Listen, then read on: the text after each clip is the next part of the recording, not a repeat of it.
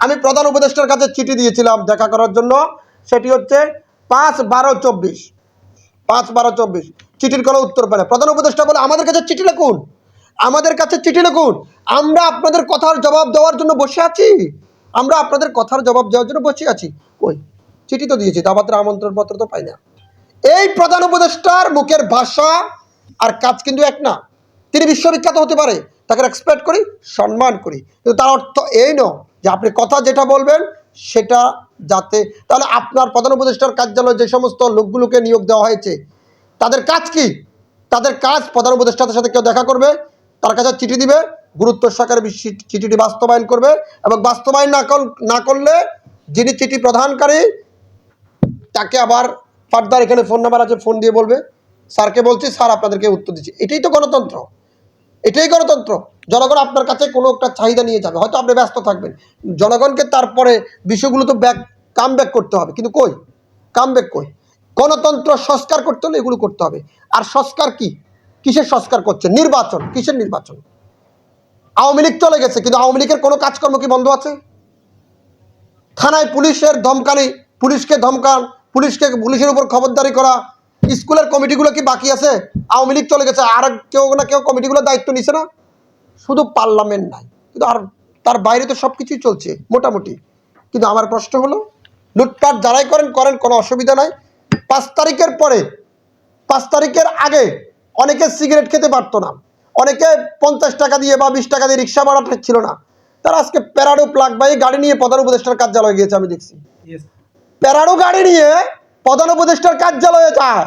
ওরে ভাই, 7 মাসে এত টাকা পাইছো কই? এটার একটা জবাব দাও। এত টাকা তোমরা 7 মাসে পাইছো কই? এই আলাউদ্দিনের স্যার একটা ছিল আওয়ামী লীগের কাছে, আওয়ামী লীগ আলাউদ্দিনের স্যার একটা তোমাদের কাকে কাকে দিয়ে গেছে একটু ভাই বলো, বললে খুশি হতাম, খুব খুশি হতাম। প্রধান উপদেষ্টা এবং তার প্রেস সচিব শফিকুল আলম এবং তার আরেক উপদেষ্টা মাহফুজুল আলম, আমি আদিলুর রহমানকে কালকে থেকে পরশু থেকে এ পর্যন্ত নাহলে 50 বার ফোন দিয়েছি, মেসেজ করেছি, বিভিন্ন ধরনের ভিডিও ফুটেজ দিয়েছি, কোনো উত্তর নাই। মাহফুজুল আলমকে মনে 100 বার ফোন দিয়েছি, কোনো রেসপন্স। ফোনগুলো কেন ব্যবহার করেন? কেন ব্যবহার করেন? এতদিন গণতন্ত্রের জন্য আন্দোলন করছেন, কোটার জন্য আন্দোলন করছেন, বৈষম্য বৈষম্য বৈষম্য, আর আপনাদেরকে যখন চেয়ার দেওয়া হলো, দায়িত্ব দেওয়া হলো, তো বৈষম্যটা আপনাদের কোথায় গেল? এখন এখন বৈষম্য কই? এই দেশটা লাশের উপর রাজনীতি করে ক্ষমতায় দখল করার দেশ। এই দেশে যা কিছু বলেন সবই মিথ্যা। আমাদের রাজনীতিবিদদের ভাষা, রাজনীতিবিদদের মুখের ভাষা যা হয় সবই মিথ্যা, কারণ প্রতিশ্রুতির সাথে কাজের কোনো মিল নাই। চেয়ার পেয়ে গেলে সব কিছু ভুলে যায়, সব কিছু ভুলে যায়, কিন্তু কাজে গণতন্ত্র পূর্ণ উদ্ধার করতে হলে আমাদেরকে সংস্কার করতে হবে। আর এই সংস্কার কারা করবে? যারা মূল ধারার রাজনীতিবিদ, যারা রাজনৈতিক কর্মী, সামাজিক কর্মী, সুশীল, জেনুয়েল ব্যক্তিকে। আজকে 28 অক্টোবরের পরে বাংলাদেশের রাজনীতিতে এত রাজনৈতিক দল তো আমরা চোখে দেখি নাই। প্রধান উপদেষ্টার মিটিংয়ে যতগুলো রাজনৈতিক দল ইনভাইট পেয়েছেন এবং মচার মচার করে খাওয়ার খেয়েছেন আর ছবি ফটো সেশন করেছেন, কই ওই দলগুলো যদি গত 17 বছর আন্দোলন সংগ্রামে প্রত্যেকটা স্পটে থাকতো, শেখ হাসিনা 5 মিনিটও ক্ষমতা থাকতে পারতো না। বাট হয়, আমি ছিলাম, আমি সর্বোচ্চ আন্দোলন সংগ্রামে, আমি এই যে সমমনা জোটের কয়জন লোক হচ্ছে 9 জন, দল হচ্ছে 11টা, বুঝতে পারছেন? আর এটা হচ্ছে জনতার অধিকার সমমনা জোট, এই যে সমাজের প্রেস রিলিজ, এই যে প্রেস রিলিজ। আর জনতার অধিকার পার্টি 26 অক্টোবর 2022 যখন রাজপথে কোনো দল নামতে সাহস করেনি, তখন আমি নেমেছিলাম।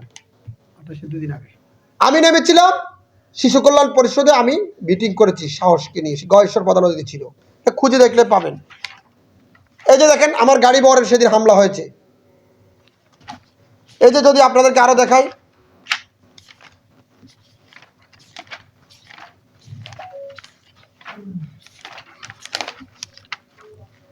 এই যে দেখেন আন্দোলন সংগ্রামের ছবি দেখাচ্ছি আপনাদেরকে। এই যে সমমনা জোটের ব্যানারের ছবি, এই যে গণমিছিলের ছবি, এই যে আমার উপর হামলা, এই যে দেখেন কর্মসূচিগুলো দেখেন আপনারা। আচ্ছা, আমরা জানতে চাই যে আপনি ঘুরে ফিরে আপনার আন্দোলনে অংশগ্রহণ করার ছবিগুলো এখন কেন প্রকাশ্যে আপনাকে দেখাতে হচ্ছে? আমার কেন জানি মনে হচ্ছে 5 তারিখের আগের যে মূল্যায়ন ছিল, 5 তারিখের পরে ছোট রাজনৈতিক দলগুলোকে ডিভাইডেড করা হচ্ছে এবং তাদেরকে মাইনাস করার একটা ফর্মুলা হচ্ছে। কিন্তু আমি বিএনপির ভারপ্রাপ্ত চেয়ারম্যান জনাব তারেক রহমানের প্রতি আকুল আবেদন করছি, যে সমস্ত সামাজিক সংগঠনগুলো এখনো আপনাদের আওতার বাইরে আছে তাদেরকে কাছে টানুন। গণতন্ত্রকে পুনরুদ্ধার করতে হলে গণতন্ত্রকামী মানুষগুলোকে কাছে টানতে হবে, তাদেরকে নিয়ে বসতে হবে, আগামীর সুন্দর একটি বাংলাদেশ গঠনে একটি সুষ্ঠু নির্বাচনের লক্ষ্যে কাজ করতে হবে।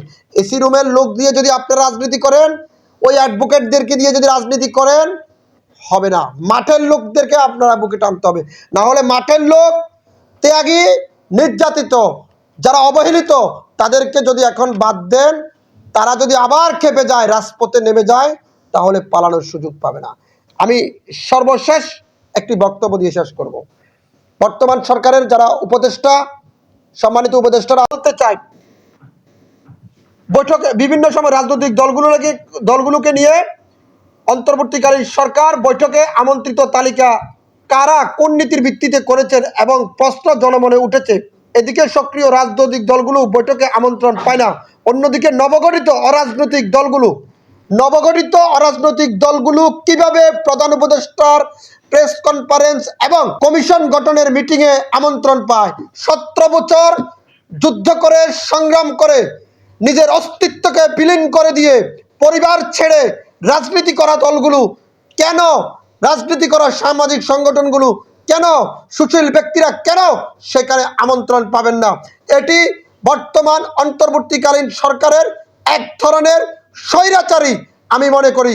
কারণ সরকার প্রেস কনফারেন্স করে ব্রিফিং করেন, আমরা সকল রাজনৈতিক দলগুলোকে নিয়ে একত্রিত মিটিং করেছেন। সকল দল কই পাইছেন? তাহলে আমার ছবিটা কই? যদি সকল দল এই আন্দোলন সংগ্রামে সবচেয়ে বড় ভূমিকা ছিল আমার ওইখানে একটা বই আছে আমার নিয়ে আসা, তো নীল কাগজ, আন্দোলন সংগ্রামে সবচেয়ে বড় ভূমিকা ছিল আমার, কিন্তু আমার দলে তো দাওয়াত পায়নি। এরকম আমার বাংলাদেশে যেখানে কর্নেল অলি সাহেবের মতন লোক প্রধান উপদেষ্টার বাসভবনের গেট থেকে দাওয়াতবিহীন ফিরে যায়, সেখানে তো আমি কিছুই না, সেখানে আমি কিছুই না। যদি আপনাদেরকে আন্দোলনের চিত্র দেখায়, এটা আপনারা দেখবেন, আমি তো দেখানোর দরকার নাই, ক্যামেরা আপনারা পরে ঘুরে দেখবেন। এই যে ক্যামেরা, এই যে সমমনা জোটের আমার মিটিংয়ের ছবি, এই যে সমমনা জোটের মহাসমাবেশের ছবি, এই যে দেখতে পাবেন। তারপরে যে আমি যদি আপনাদেরকে দেখাই, এই যে মনে করেন যদি দেখাই আমি, এই যে মনে করেন আমার কারাগারের, এগুলো তো কোনো মিথ্যা তথ্য না, মামলা খেয়ে মিথ্যা তথ্য। এই যে কারাগার, এগুলো কারাগারের কিন্তু অরিজিনাল ফুটেজ, এই ছবি কারাগারের অরিজিনাল, এখানে কোনো খুঁত নেই, কোনো মামলার কপি না, এটা কারাগার। মামলার কপি টাইপ করতে পারবেন, এটা টাইপ করতে পারবেন না।